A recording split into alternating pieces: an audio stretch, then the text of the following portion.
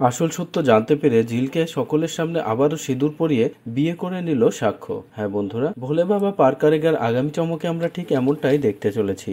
ঝিলের সাথে সময় কাটাতে কাটাতে শেষ মুহূর্তে এসে ঝিলকে ভালোবেসে ফেলেছে সাক্ষ্য। তাই ঝিলকে আর ছাড়তে চায় না, আর এই কথাটা নিজের পরিবারের সবাইকে জানিয়েছে। আর এই কথাতে সাক্ষ্যর পরিবারের সবাই আপত্তি করলেও সাক্ষ্য তাদের কোনো কথাই পাত্তা দিল না। পাত্তা না দিয়ে ঝিলকে জানালো যে তুমি ডিভোর্স পেপারে সই করো না, কারণ আমি চাই না তোমার থেকে আলাদা হতে। এদিকে ঝিল পরিষ্কার জানিয়ে দিয়েছে যে এত অপমান সহ্য করে আমার আপনার সাথে থাকা একেবারেই অসম্ভব, আমি সইটা করে দেব। কিন্তু তারপরেও সাক্ষ্য যখনই জোরাজোরি করে তখনই ঝিল মিথ্যে কথা বলে ডিভোর্স পেপারে সই করে দেয়। ঝিল জানায় সে অন্য কাউকে ভালোবাসে, যে কথা শুনে সাক্ষ্য আর কোনো কথা বলে না। সাক্ষ্য নিজেও ডিভোর্স পেপারে সই করে দেয়। এরপরেই দুজনে আলাদা হয়ে যায়। অন্যদিকে ঝিল ডিভোর্সের পর ভীষণ কষ্ট পাচ্ছে সাক্ষ্যর চিন্তা করে, আর সেটা দেখে ঝিলের মা বোন দুজনই কষ্ট পায়। আর এই বিষয়টা যখনই সাক্ষ্যকে জানায় তখনই সাক্ষ্য বলে, এটাতে আমার দোষ কোথায়? ও নিজেই তো আমাকে জানালো যে সে অন্য কাউকে ভালোবাসে, ও তার সাথেই ভালো থাকতে চায়। যেটা শুনে দুজনেই বলে, তুমি যেটা ভাবছো সেটা